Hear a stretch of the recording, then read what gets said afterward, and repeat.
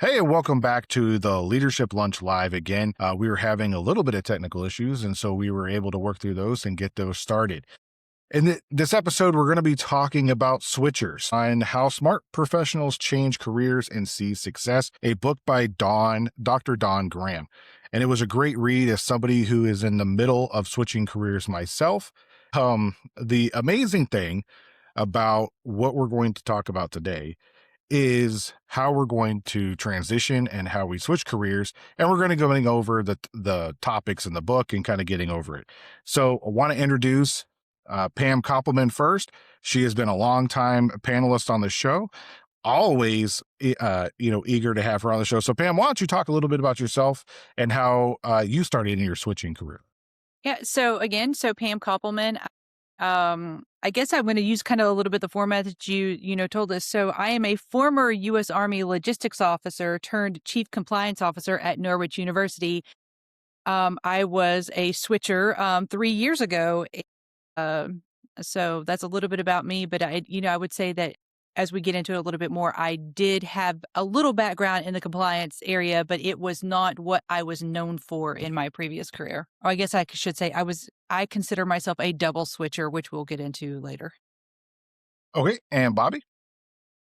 I am Bobby. I'm currently in an active duty member of the military, working in an operations slash S3 role. As far as my switch, I'm not actively in, like, I wouldn't say I'm a switcher right now, but I'd be like a future or aspiring switcher. And so I'm kind of looking at this through the lens of like, how does my experience now prep me for a future switch? And I'm using my current research on leadership and burnout to kind of shape what that looks like for me while looking at what values I can pull out of my current experience that'll take me into a future switch. Awesome. And if you are joining us live and you're in the chat, go ahead and let us know where you're joining us from and what type of switcher you're going to be, or if you're a switcher at all. And then that way we can kind of bring the whole group discussion in. So I kind of want to open this up to the 4 R's and to kind of set the foundation.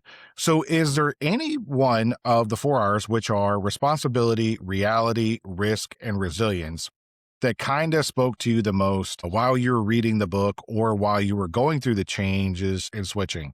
So I'll kind of open it up for the panel first. I would say for me, it was resilience because I was lacking a little resilience during my switch. I will, even openly admit that I might have hit a bit of a depression during my switch whenever, again, so just for like anybody that's watching, whenever, because I retired from the military. And so it's a bit of a structured process. And so when you're retiring, so I was on, what they call terminal leave, and things just were kind of at a low for me at that point, on which we will talk about some more of that in some of the future parts of the conversation. But I would say that again, so I was fortunate enough to have this book, come to me like during this period of transition. But I would say the resilience piece, because it just, kind of guided me a little bit more. And, like it's not the end of the world, that it's not happening as fast as I expected it to happen. So, and just, kind of grounded me a little bit in my expectations. I guess so that's a little bit of the reality piece too.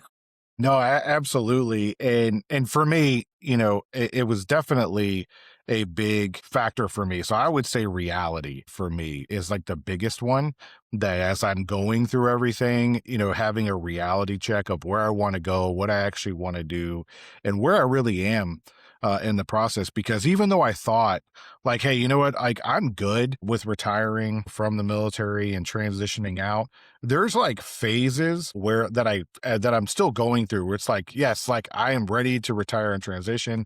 There's days like, no, not really. I'm not kind of really ready to hang that up. So it's kind of like a reality check. Then the first of the year happened and it was like even more of a reality check. Like you are less than 6 months out, bud.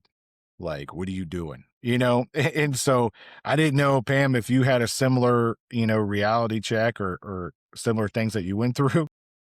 I did. I went through all the feels. And it was about 6 months out whenever I had decided that I wanted to participate in the career skills program. And I did mine through hiring our heroes. And it was that was my real reality check right there, because whenever I first met with the program manager for our region, she was like, you are all over the place. You have to figure it out. And so, like, you need to do some self reflection. You need a gut check. You need all the things. And that was whenever I started, making a more targeted and focused approach on my switch. Again, at that point I didn't have the book. So I didn't, I didn't have something kind of guiding me other than the manager that was assigned to our area, like who is a career coach in a way, kind of guiding, not me, but a number of current and former military folks through the process. Okay, and Bobby, what about you? So I kind of looked at this book through the frame of like, I'm not about to switch or anything like that. So I'm like, how do I apply this in my current position? And so being in the military, sometimes you don't get a choice. And when you switch, it kind of comes up on you or, it's just the needs of the organization. So in terms of the 4 R's, I think reality and responsibility were the ones that resonated the most in that from that lens. Because one, the reality of it is for me is, I don't always get a choice in when it's time to switch, but my responsibility is that I have to, show up for that switch when it happens. And how I show up is obviously important. So, just understanding that reality and, kind of going with the flow. And then, the responsibility of how do I show up when this switch comes? Those two kind of resonated with me because, it paves the trajectory of how the switch goes, basically. No, absolutely. And I was looking at the graph in the book because I really like how she laid out that graphic where, where it talks about which things lead up to action, right? Where you got to have all four of those in line and in check in order to take action. Because if any one of those is not really in sync, that can really hurt your switch or your transition. So do you guys agree with that? Or do you think no, I can actually have like 3 of the 4, or I could be 50% of these things, and I could still be successful. Because from my position, looking at it and having read the book, I kinda need all 4 to be in line in order for me to fully confidently move forward. But that's just kind of like my personal take on it. What do you think? I think depending on, when the switch is happening for you, at what point in your career, some can lag. Like one of the R's, I think, risk. If you're in a controlled environment or the switch isn't necessarily something you're going after, um, considering the risks might not be that important because the change in switch is kind of, out of your control. And so somebody already considered those risks of switching you around from my perspective. So I think, you know, considering the risks could be less together, if you will, when looking at it from that lens. But I think, understanding the reality is important and, taking responsibility on, your actions during that switch. And then, having the resilience, to get through that. I think, those three, at least in my mind, need to be jiving, obviously, depending on when you're So I would add that, so Bobby started with it first. It's very true. It depends. The best That's your compliance favorite answer, officer. Pam.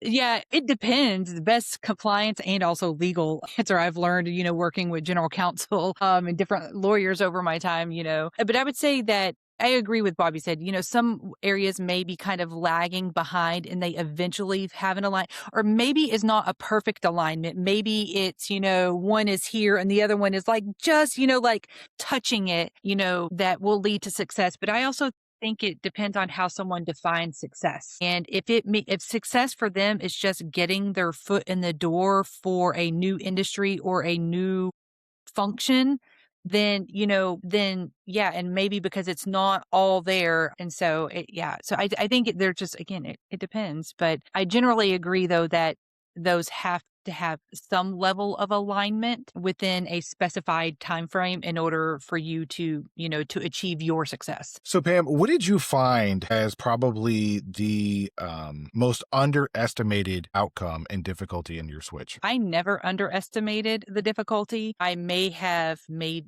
it like too too difficult for myself, like put too much stress, I guess, on the difficulty of it.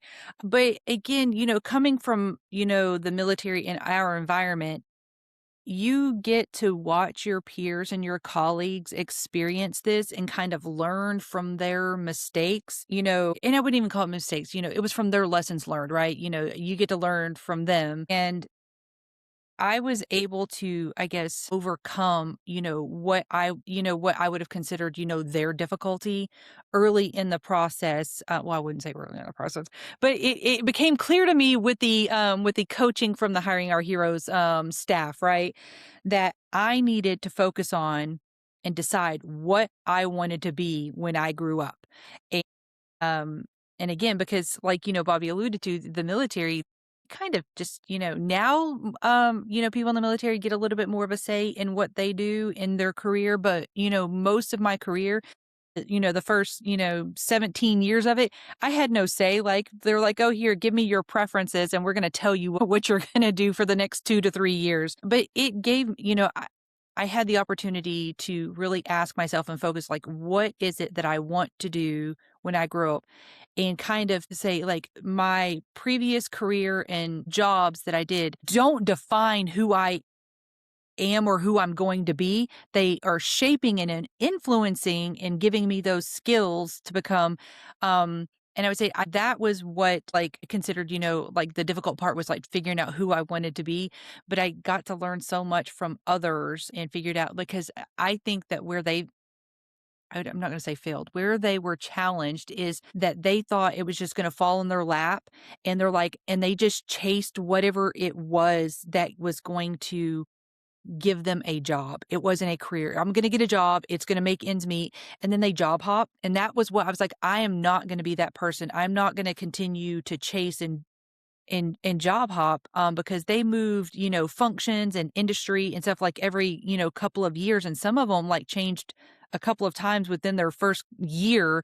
And I was like, and I don't want that for me. So I put a little bit more emphasis on focus on truly trying to figure out what it is that I was going to be when I grew up. Yeah, no, I feel you on that one. I ask myself all the time, I was like, what is it you want to be when you grow up? And I was like, I have no idea. When I grow up, I don't know when that is.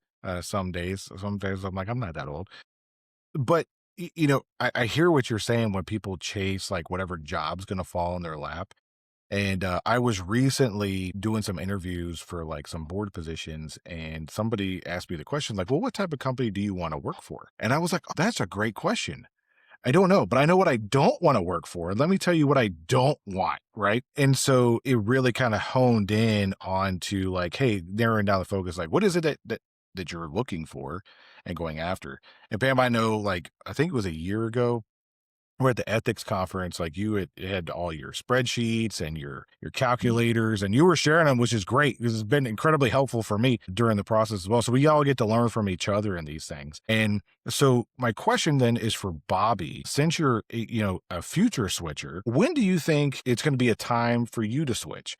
When do you think that after having read this book and knowing your time, in the guard that you're going to be serving, when do you think you'll be like, okay, I know when it's going to be time? Uh, so for me, I think that knowing when, like in this scenario, I have some goals within, the organization. And so for me, it's like, I'm not going to switch when times get tough, right? So I'm going to be strategic, kind of plan and map it out. My switch is when I reach certain points within my career that I know will have prepped me for where I want to be in the future, whether within the organization or outside of the organization. So as I go through, you know, many switches within the organization, I'm looking at, okay, what can I pull from this experience that's going to help prepare me for where I ultimately want to be? And so once I've, kind of hit those goals, whether it's, battalion command, brigade command, maybe eventually the tag, whatever that looks like. Once I hit those internal goals, that's more of a trigger for me to start assessing, like, okay, this is when I should switch. But it's not sort of reactive. I'm looking at this through a proactive lens. So what experiences, what kind of competencies am I looking to get and develop while in, and then in order to make that switch, so it's all aligned with where I see myself in the future. And so that's how I look at switching or what the future looks like in time in terms of timing for me. Have I hit the career milestones that I want, and or have I reached the developmental level that makes sense for me to be able to switch outside of the organization? No, those are great points on knowing when you want to make that switch and being strategic about it. I know, speaking only for myself, is when I say we because talked to my wife about it because it's a family decision when you change careers and goals. Is you kind of just know when the writing is on the wall, right? Either we had the choice. It's like, okay, well, I could continue to serve for like another 10 more years and be a status quo and be completely fine, move three more times, do whatever job and everything else. And that just didn't really seem appealing to me, just to do something for the sake of doing it. And so we made the decision to retire. And then I was like, hey, I've had this hobby that I want to do, which is with a thing that you're watching now. I was like, I want to take a stab at it and make it a full-time goal, a full-time job and turning into something meaningful. And so I really focus on the value and the meaning instead of just chasing a job or chasing a paycheck. Because Pam, like you said, it's always going to be there. Someone's going to dangle the carrot. Oh yeah, you can go work here and make, six figures doing this one job, or you can go work over here and do this one thing. But is that really kind of in line with what you want for your family? So that kind of gets us to the intersection portion of this of how do you really define what it is that you wanted to do? How do you find your plan A, right? What does that look like? So Pam, do you want to talk about that for a little bit and what that looked like for you? So yeah, my plan A was it happened in multiple phases. But yeah, so my plan A came to fruition really in the late spring, early summer of 2022. Whenever I was, at that point um in the hiring our heroes group, and then like she was coaching me and just like, you need to focus, what it is, because I was all over the place. At first it started with I'll just take any job, I really, my background is logistics, and apparently I'm pretty good at it, otherwise I wouldn't have gotten promoted. I was like, but it's not what I want to do. And again, as I've shared on a couple of other episodes, I had the pleasure of a couple of times within my career to serve as an inspector general, which, aligns to compliance. And that's what I found, like, where my interest was, because I found that I could help people. It, brought me joy. It fulfilled me. And so I was able to kind of scope it down there. So I was really stumbling my way through the process, through my switch. I wasn't focused. The first, refining point there was, with the hiring our heroes and being able to, focus in on my interest and my expertise, right? So that was the first, how I was getting to my plan A. But just so you know, I also had a plan B because I didn't know I wasn't supposed to.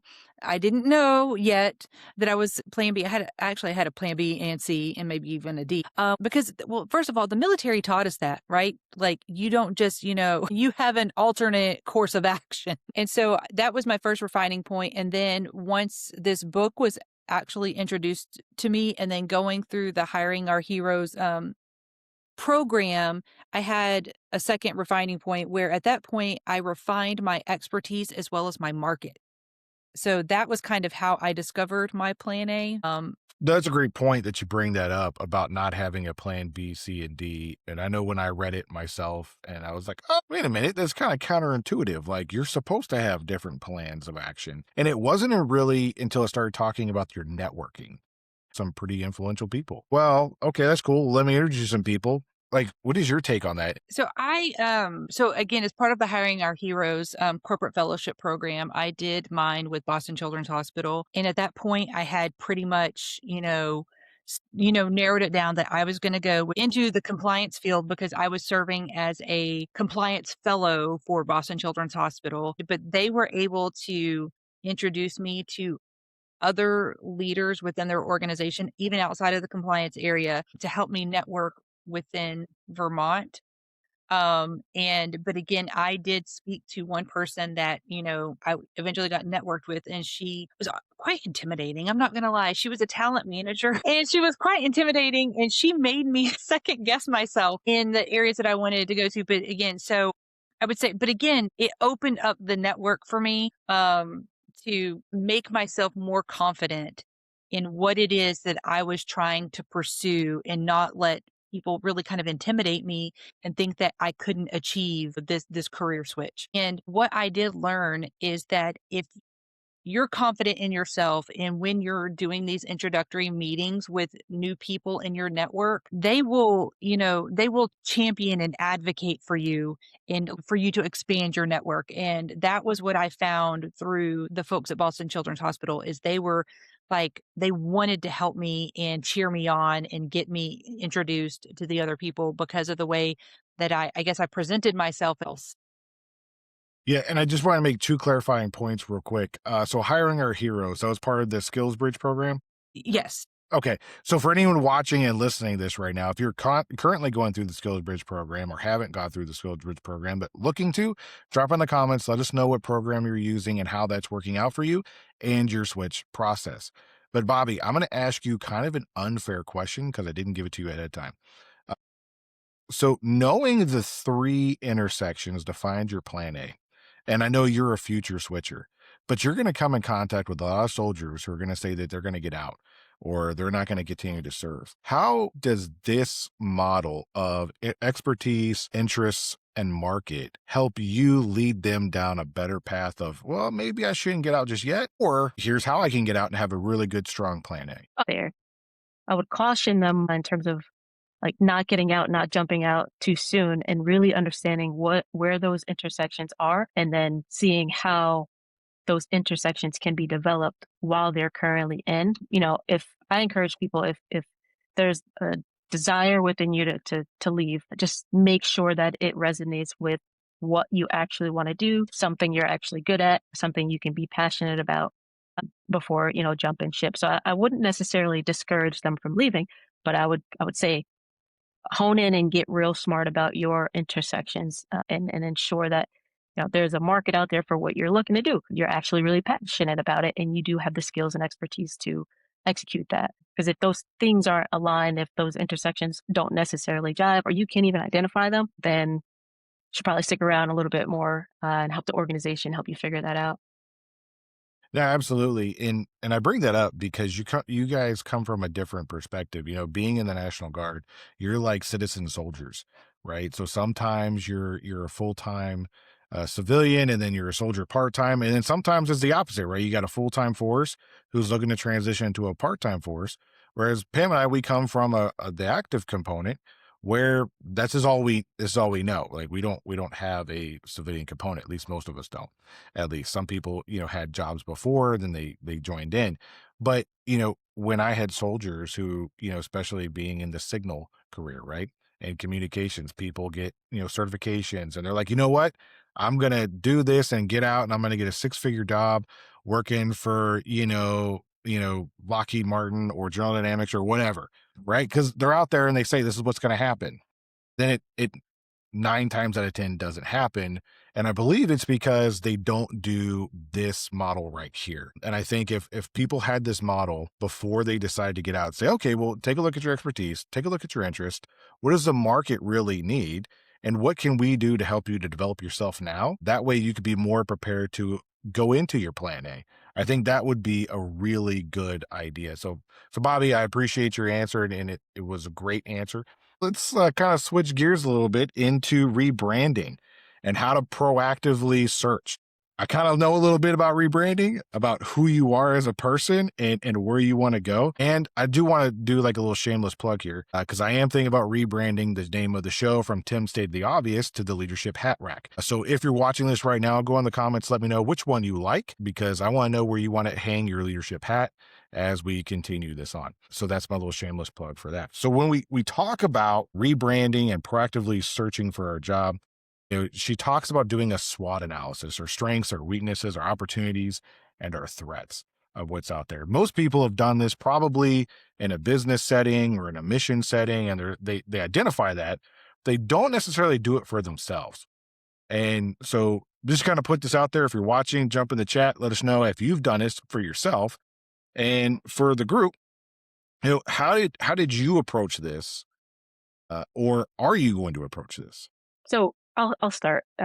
So in terms of rebranding, I think I don't necessarily think rebranding alone is, you know, the only way to look at this. I think, just in some cases, in terms of military folks, when they leave, they're already they already had this narrative attached to them, like this brand, so to speak, attached to them. So, when we think about rebranding, we're like, okay, I gotta figure out how to, shed this past version of me and kind of show up in a way that I think organizations are going to want me to have or want me to be. But I think it's important to understand and embrace your current narrative and kind of, lean into what your current brand is and enhance that.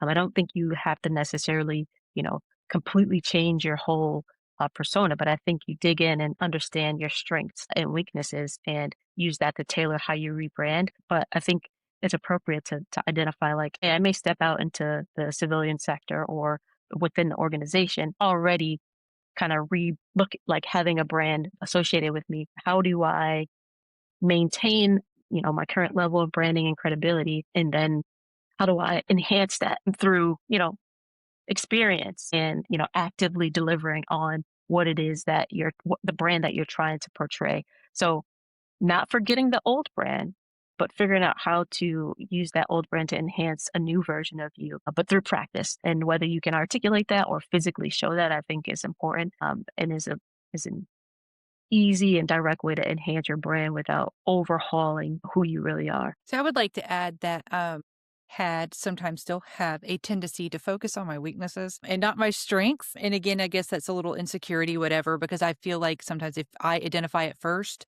a weakness, then somebody can't be like, ha, this is an area you're weak in. But I would say that so I didn't really use that approach per se, kind of going through the process. I mean, but I think it is a good one where you're kind of looking, it's kind of like MDMP, right? So you're going through the process and looking at it, looking at all of it. But I would say that I have definitely gotten better about identifying my strengths. And again, that was part of that core assessment and self-reflection that I had done early in the process at the urging of the manager for the hiring our heroes.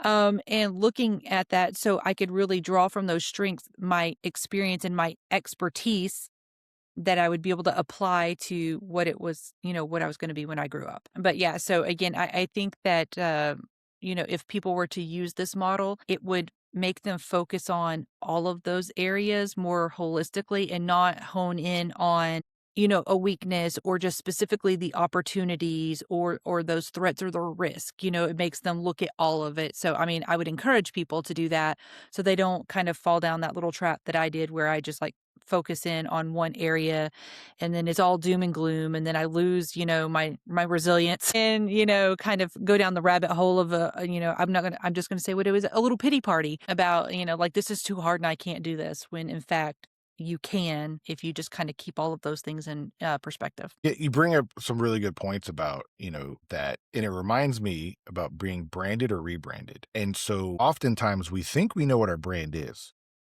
but how often do we actually really know what our brand is? Because there's a difference between what you say your brand is and what other perceive your brand is. And then somewhere in the middle is the truth. Right. And oftentimes, and I do this quite frequently, honestly, because of this whole show and everything else, is I constantly ask people, like, hey, what do you think this is about? Or what do you think this is trying to get to? Or who do you think the target audience is? From people that, really don't know anything about me or anything about the show. And I ask them that question to get their feedback because I think I know what I say is the brand. Then there's the feedback I get. Actually, no, this is what I get from this. And so you're either people are going to brand you or you can rebrand yourself and go down that path. So how hard was it for you or how do you view your own personal brand currently right now? And so I will say that, like given the options, rebrand or brand or be branded, I definitely chose the rebrand. But kind of what you said though, again, I already had a brand and I didn't completely like drop that brand of myself because I would say some of the values that were instilled in me as a child and growing up and in the military, I still have those, and that's part of my brand. And I moved those things forward with me in my rebranding, such as, honor, integrity, selfless service. All of those things are still part of my brand. But it was the shift of like, but I'm not a US Army logistics officer. I am a compliance officer. And here's how those core values that I grew up with and that I, learned in the military are still with me, and this is how I'm going to add value to a new organization, in a new function, in a new industry, and all of that. So again, so Bobby kind of alluded to earlier, you don't forget where you came from. You figure out those areas that are part of your past brand, your current brand, and your future brand. Yeah, I agree. I just want to quickly add, I think the internal rebranding or identifying of your brand is important. Because if you don't do that internal assessment, there's just going to be an external brand placed on you. And so remembering if you're switching from, one organization to the next, remembering what that brand was before and carrying it into the future, obviously is important. But I also think that um, it's okay if you're uncomfortable with your future brand because there is an external validation, go with it. If you know what your future brand wants to be and you're working towards that, you're showing the behavior, but you're not getting that external validation, like, yes, this is actually your brand. Um, that's okay. Give yourself permission to like be okay with being somebody different and being, of a different type kind of brand than you're originally used to. It'll eventually come once you continue the work and changing and the behavior associated with that brand. So I think that's important to add. No, absolutely. Your actions, drive your internal motivations and your internal values as well. If you're saying that this is really important to you, but you're kind of erring on comfort and you're kind of like putting financial things in a certain basket, do you really value the thing that you say that you value, which is switching? Right. So maybe you need to save up some money instead of erring on comfort and be uncomfortable for a while in order to achieve your actual goal. There's going to be some sacrifice that goes into that. And so your internal branding of who you are and who you say you are and carrying that forward, all great. I'm not disputing that at all. But when it comes to tweaking like your brand and who you are, where do you start with that? Because I know for me, I start with who Tim is. And for the longest time, it was, when I grew up, like, who does Tim want to be and who is Tim going to do, turned into Tim's got to do these things in order to make some money and move along. And you end up living somebody else's path for your life instead of your own path because that's what's dictated for you.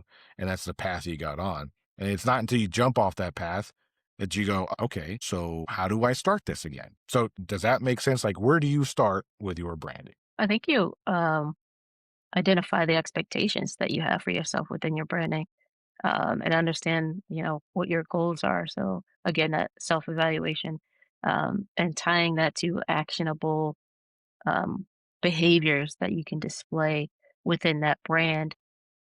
So, if you're going to rebrand yourself as a podcaster, you better be making podcasts.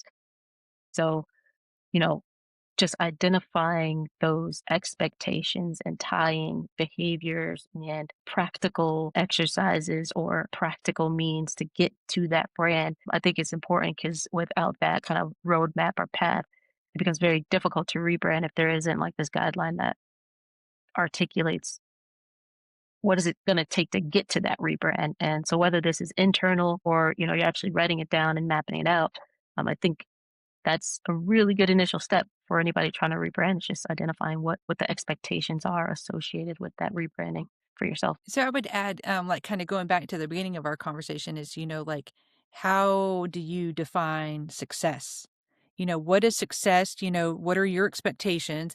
And then, backwards plan from there, to figure out like what it's going to take for you to get there. And again, we've said it like time and time again in today's, podcast that it's, there's a lot of self-reflection. There's a lot of asking and assessment of yourself. But Tim, the other thing that you alluded to in the beginning of it is that for a lot of us, our family also gets a vote. So that way, it's not, you don't need any negativity because you have enough probably internal negativity and self-doubt with that. But again, I think that, yeah, there's backwards planning and it's depending, how you and your family are defining success. And then you just kind of go from there. And I would say, and this, as cliche as it may be, like, be true to yourself, right? Don't make yourself into somebody that you're not, that you really that you can't be or you don't want to be. So don't, I guess, don't sell yourself out just because maybe because of the job or the money or what have you, because that does happen.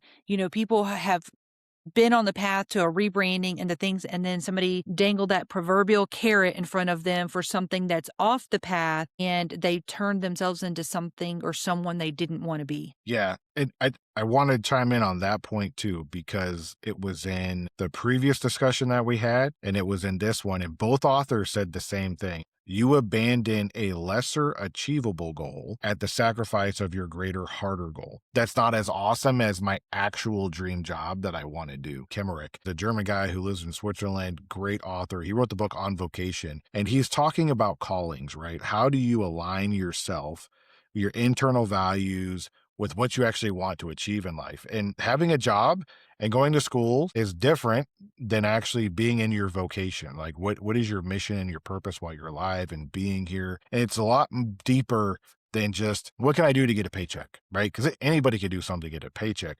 But what are you doing that's meaningful and valuable and purposeful for you as a person doing things in life? And Pam, you brought it up several times where you said, what does success look like for you? Because success is different for everybody, and it means something different to everybody.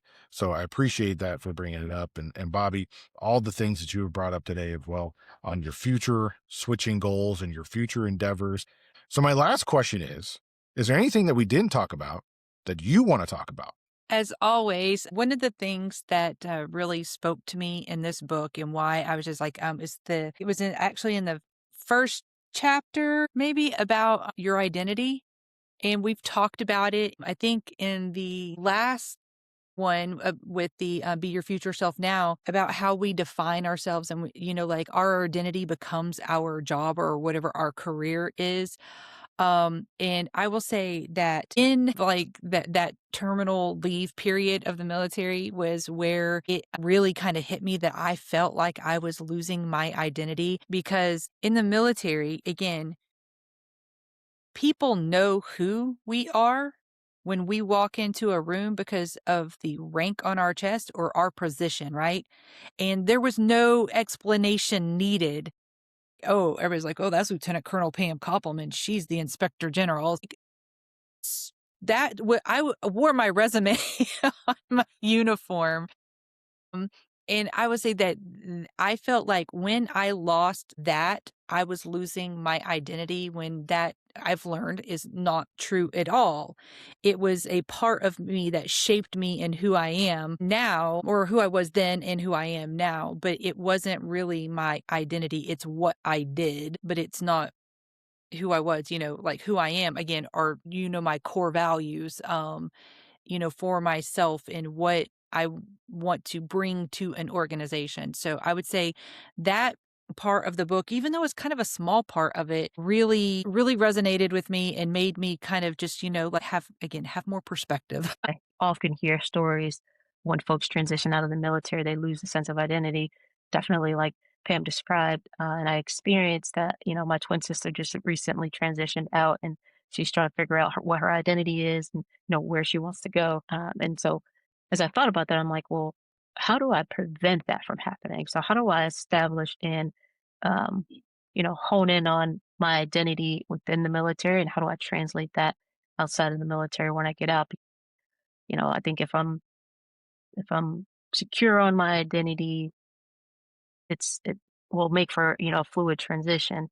So, I mean, I think internally that's the same. I can use the same kind of thought process. So if, my identity is based not on my titles, but, my core values and things that are important to me and how I am as a leader and what are the things that are important to me as a leader, that's translatable across industries, across, you know, job titles, across people.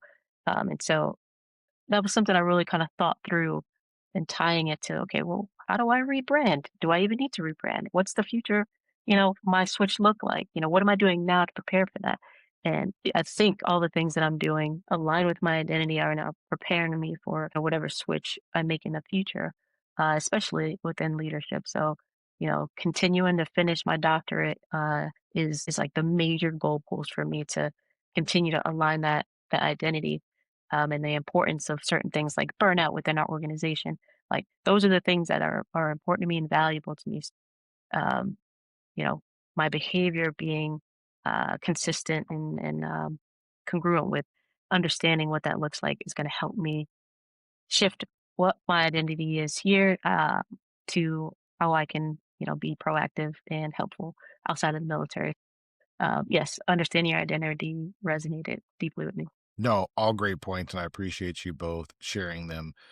Incredibly impactful. And for everyone watching this and listening to this, if you're going through, you think you're going to go through a switch and you want to change careers, and it might be a single switch or it might be a double switch, right? Whether you switching an industry or you're switching an industry and a career at the same time, those are two different things.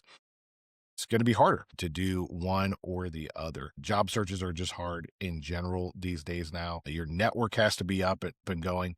But I would say, as somebody currently going through it, like get your emotions in check, right? That's a big one, right? How do you overcome fear? How do you overcome those anxieties? I'm actually going to be talking that on a future episode in February, so don't forget to check that one out. And then I would offer up this book to you, Switchers. It was helpful for me, so absolutely was great uh, to do that. And Bobby, I appreciate your perspective as you're, getting your doctorate degree and you're still doing things and you're like, you know what?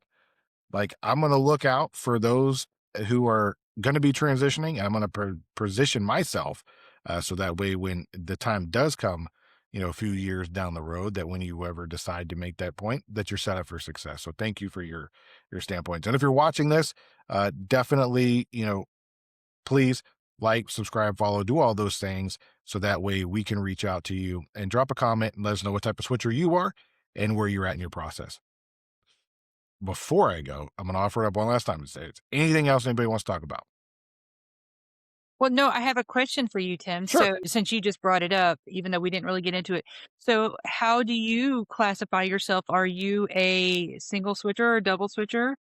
Well, I'm definitely a double switcher because I'm not going into a traditional IT role. And so I was in IT prior to the last 5 years in the military. And then we went into, the inspector general, which is like compliance and auditing type stuff, which I love. Great, satisfaction in the job. But then I kind of realized that I like teaching and I like connecting people and I like networking. And so I kind of did I'm pulling up the chart here because I am horrible.